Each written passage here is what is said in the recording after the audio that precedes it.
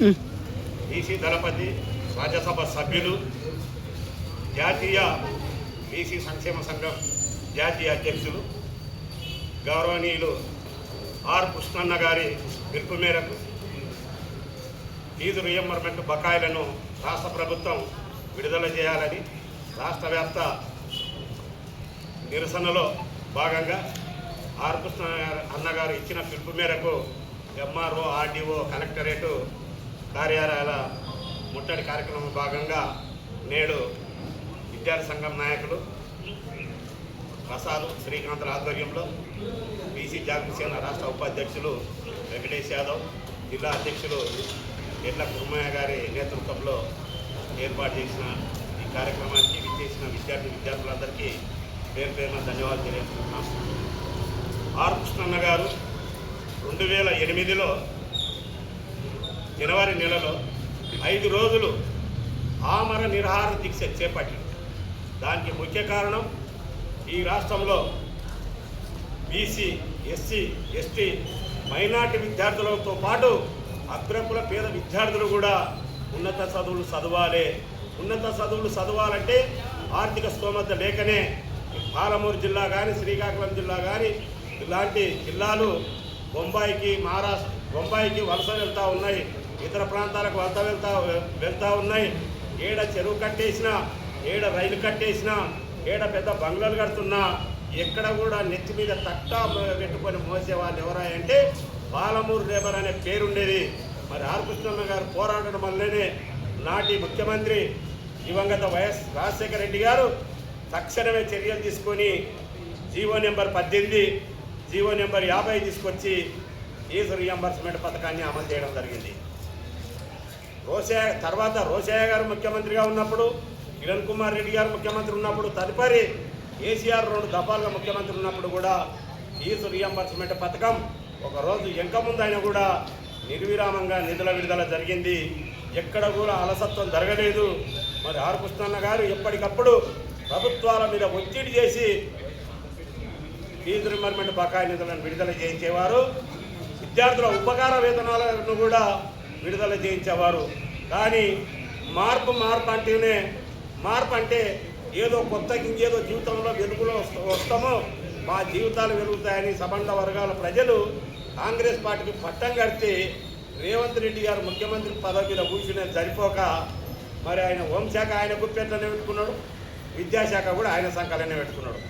ఆయన పెద్ద చదువులు చదివింది ఏం లేదు, ఆయన డాక్టరేట్లు సంపాదించింది లేదు, పెద్ద పరిశోధనలు చేసింది లేదు విద్యా రంగంలో.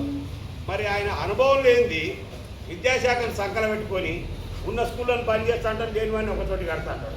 ఈ పునర్నిర్మాణం అవసరం లేదు, ఇలాంటి మార్పు మాకు అవసరం లేదు.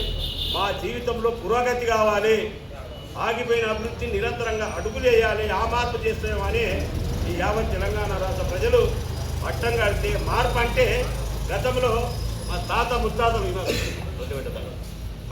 ముత్తాతలు ఎట్లయితే భూస్వాముల దగ్గర ఊడిగం చేసిరో అక్షర జ్ఞానం లేక, ఆర్థిక స్తోమత లేక, మార్పు అంటే తిరోగమనం వైపు ముఖ్యమంత్రి గారు మలుపుతా ఉన్నారు.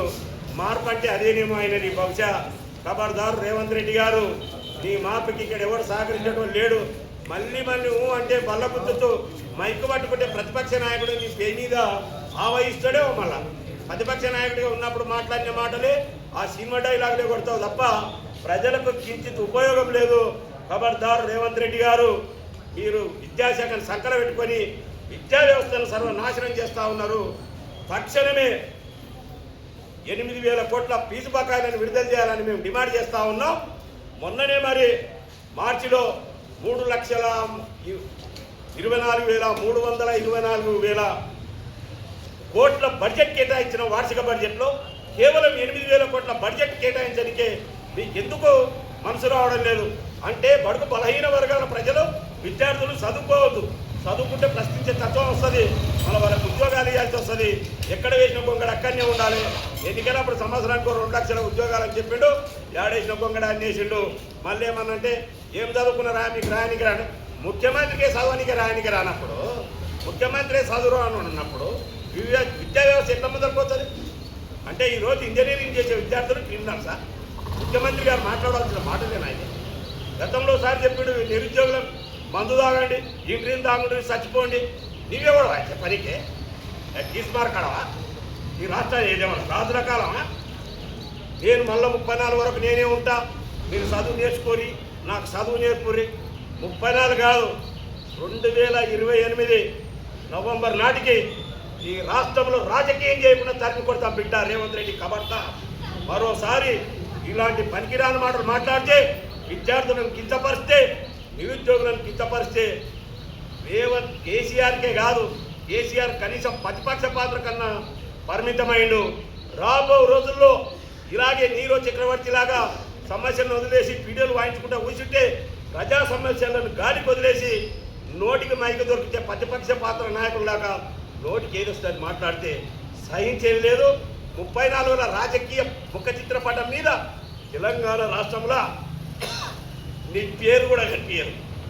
34 కాదు 28 డిసెంబర్ నాటికి నీ పేరు ఇదే విధంగా పాలన కొనసాగిస్తే రేవంత్ రెడ్డి ఖబర్దార్, నీ పేరు రాజకీయ చరిత్ర పుటల్లోనే మిగలదని హెచ్చరిస్తా ఉన్నాం. ప్రైవేట్ కాలేజీ యాజమాన్యం ఫీజు బకాయిలు సకాలంలో రాక విద్యార్థులను ఫీజులు కట్టమంటారు. అసలు వాళ్ళు పొట్టకు పోసుకునేదే కష్టం, పూటకెళ్ళేదే కష్టం. నిరుపేద విద్యార్థుల కుటుంబాల్లో ఫీజు ఎట్లా కడతారు? మళ్ళీ ఒక జీవో తీసుకొచ్చాడు, నేను ముందు విద్యార్థులతో తీసుకొని ఏకంగా నేను విద్యార్థులకు ఇస్తాను. ఆర్ కృష్ణన్న గారి నాయకత్వంలో రాష్ట్ర వ్యాప్తంగా ఉధృతంగా ఉద్యమాలు చేస్తే జీవో నెంబర్ 7ను రద్దు చేసి మళ్ళీ జీవో నెంబర్ 8, 9 తీసుకొచ్చాం. ఇప్పుడే దిక్కు లేదు. కనీసం నీ వ్యక్తి 36 నెలలు దాటిపోయింది, ఇప్పటికే రూపాయి విడుదల చేస్తలేవు. నేను జీవో నెంబర్ 8 తెచ్చినా 9 తెచ్చినా మీరు కాలేజీలో అయితే చదువుకొని మీరు సొంతంగా డబ్బులు కట్టుకొని అడ్మిషన్ ఫీజు అంటే అసలు పూటకు బతకలే నిరుపేద విద్యార్థులు ఉన్నత చదువులు చదవాలి, విద్యకు దూరం కావద్దు. పూరి గుడిసెలో ఉన్న వ్యక్తి కూడా విద్యార్థి కూడా విద్య చేరువ కావాలనే ఉద్దేశంతో ఆర్ కృష్ణన్న గారు ఆ రోజుల్లో మరి ఆమరణ చేసి ఫీజు రింబర్స్మెంట్ పథకాన్ని అమలు చేస్తే దాన్ని నిర్వీర్యం చేసి ఆ ఫీజు రియంబర్స్మెంట్ పథకాన్ని ఎత్తివేయాలన్న కుట్రతో నిరుపేద పిల్లలు చదువుకుంటే ఓర్వదాలని ముఖ్యమంత్రి రేవంత్ రెడ్డి విద్యాశాఖను సంకలం పెట్టుకొని సంకలం ఆకిస్తున్నాడు. మన పైగా నేను 9 నెంబర్ జీవో తెస్తా, విద్యార్థుల అకౌంట్లు వేస్తా, విద్యార్థులు ఫీజు కట్టకపోతే అరెస్ట్ చేసి జైలు వేస్తా. నియంత పాలన అనుకుంటున్నావా? ఇది ప్రజాస్వామ్య వ్యవస్థ. ఖబర్దార్ రేవంత్ రెడ్డి గారు, ఇది ప్రజాస్వామ్య వ్యవస్థ. ప్రజలతో ఎన్నుకోబడ్డ పాలకులందరూ ప్రజాసేవకులే, ప్రజల ఆస్తులకు కాపలదారులే. కానీ ఇష్టం వచ్చినట్లు మైకు దొరికితే మాట్లాడితే దయచేసి లేదు. ఇక్కడ నేపాల్లో, బంగ్లాదేశ్లో ఈ మధ్యకాలంలోనే విద్యార్థులే ప్రభుత్వాలను కూర్చిన చరిత్ర ఉంది. మొన్నటికి మొన్న ఢిల్లీలో కేంద్ర విద్యాశాఖ మంత్రిని రాజీనామా చేయించి మరి కేంద్ర ప్రభుత్వాన్ని 100 మెట్ల కిందికి చెప్పిన చరిత్ర కూడా విద్యార్థులది. విద్యార్థులతో పెట్టుకున్న ఏ ప్రభుత్వం కూడా బతికి పట్ట కట్టలేదు. రేపు రాబో రోజుల్లో ఫీజు రియంబర్స్మెంట్ సకాలంలో విడుదల చేయకపోతే మీకు అదే గతి పడుతుంది. 2034 వరకు కాదు బిడ్డ, 2026లోనే నేను గద్దె తిప్పుతామని హెచ్చరిస్తా ఉన్నాం. విద్యార్థుల సత్తా ఏదో చూపిస్తాం. తక్షణమే 8, 9 జీవోలు రద్దు చేయాలి. పాత విధానంలోనే ఫీజు రింబర్స్మెంట్ పథకాన్ని అమలు చేయాలి. తక్షణమే నిధులను విడుదల చేయాలి. పాత బకాయిలు గొప్పగా చెప్పుకుంటే ఓటు చేయలేదు. ఏం చేసినా 3,24,324 కోట్ల బడ్జెట్ కేటాయించినట్టువి అంకెల గారడి కాదు మాకు కావాల్సింది, పేపర్లో వచ్చే సంఖ్య కాదు మాకు కావాల్సింది, పనికొచ్చేది స్వచ్ఛమైనది నిజమైన బడ్జెట్ కావాలి. నిజంగా నీవు అంత బడ్జెట్ కేటాయిస్తే 8,000 కోట్లు ఎంతనా? ఉల్లిగడ్డ పూట అంత కాదు. ఎందుకు తమాషా చేస్తున్నావు అంటే ఎట్లా తిరిగి ఈ రాష్ట్రాన్ని మార్పు అంటే పాత కథకు తీసుకుపోతున్నట్లు. గతంలో సార్ చెప్పారు మీరు రెడ్డిలకు 10-20 ఎకరాల పొలం ఉండాలి, అందరూ వచ్చి మన వాకిట్లో నిలబడాలి. మరి ఆ పురమాకంగిరి పెట్టుకునే ఆ ప్రోగ్రాం పునర్నిర్మాణం చేయనికే అది ఆటలు సాగవు. ఓటు సత్తా తెలుసు జనాలకు. గ్రామీణ స్థాయిలో కూడా 42% రిజర్వేషన్ స్థానిక సంస్థల ఎన్నికల్లో ఇస్తాని రేవంత్ రెడ్డి మొత్తం సాటేస్తే కూడా సర్పంచ్ ఎన్నికల్లో వార్డు నెంబర్ ఎన్నికల్లో, పురపాలక ఎన్నికల్లో, కార్పొరేషన్ ఎన్నికల్లో కూడా ముఖ్యమంత్రి ముఖం మీద కొట్టి బీసీలు జనరల్ స్థానాలను సైతం కైవసం చేసుకున్న చరిత్ర ఇది. ఈ తెలంగాణ పోరాటాల గడ్డ మీరు ఎక్కడ కూడా పోరాటం చేసిన చరిత్ర రేవంత్ రెడ్డి గారికి లేదు. కాబట్టి పోరాటాల సెగ ఇప్పుడిప్పుడే కుర్చీకి తగులుతూ ఉంది. కాబట్టి రేవంత్ రెడ్డి గారు, ఆర్ కృష్ణయ్య గారు ఈ 50 సంవత్సరాలుగా నిస్వార్థంగా బీసీల హక్కుల కోసం కొట్లాడుతున్నాడు, ఎస్సీల హక్కుల కోసం కొట్లాడుతున్నాడు, ఎస్సీ ఎస్టీ మైనార్టీ హక్కుల పేదల గురించి కూడా కొట్లాడుతున్నారు. గతంలో ముఖ్యమంత్రి స్థానంలో ఉన్న కేసీఆర్ గారు కూడా చెప్పిండు, ఆర్ కృష్ణన్న గారు సూచించిన మేరకే ఆయన చెప్పినందుకే ఈ రాష్ట్రంలో గురుకుల పాఠశాలలు పెంచినారు. భారతదేశ చరిత్రలో ఎక్కడ కూడా బీసీ ముఖ్యమంత్రులు ఉన్న జాగాల్లో కూడా ఎక్కడ కూడా ఫీజు రింబర్స్మెంట్ పథకం అమలు లేదు. కేవలం తెలుగు రాష్ట్రాల్లోనే ఉంది.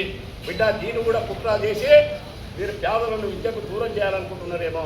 నిన్ను రాజకీయానికి దూరం చేస్తాం, అసలు రాజకీయాలు తిరగకుండా కూడా చేస్తాం. మాతో పెట్టుకుంటే వదిలిపెట్టేది లేదు. మా కడుపు మంట నీకు కలిగే వరకు ఈ రాష్ట్రం నుంచే తరిమి కొట్టే రోజులు ఎంతో దూరంలో లేవు. ఆర్ కృష్ణన్న గారు మీరు పోయి ఆటలను ప్రశ్నించండి, ఇక్కడ కాదంటారు. ఆర్ కృష్ణన్న గారు ఈ భారతదేశ పౌరుడు, ఈ తెలంగాణ పౌరుడు, ఈ తెలంగాణ గడ్డ మీద పుట్టింది. తెలంగాణ గడ్డ మీదనే బీసీల హక్కుల కోసం 50 సంవత్సరాలుగా నిస్వార్థంగా పోరాడుతున్న గొప్ప నాయకుడు. 18,000 రాష్ట్రరోగం ధర్నాలు చేసి ప్రపంచ రికార్డు సాధించిన గొప్ప వ్యక్తి. మరి నీలాక ఆర్ కృష్ణన్న ఇంటర్లో డిస్కంటిన్యూ గోడలకు రంగు వేసినోడు కాదు. ఆర్ కృష్ణన్న ఎంపీలు చేసిండు, గోల్డ్ మెడలిస్టు, కలెక్టర్ జాబ్ వదిలిపెట్టలేదు.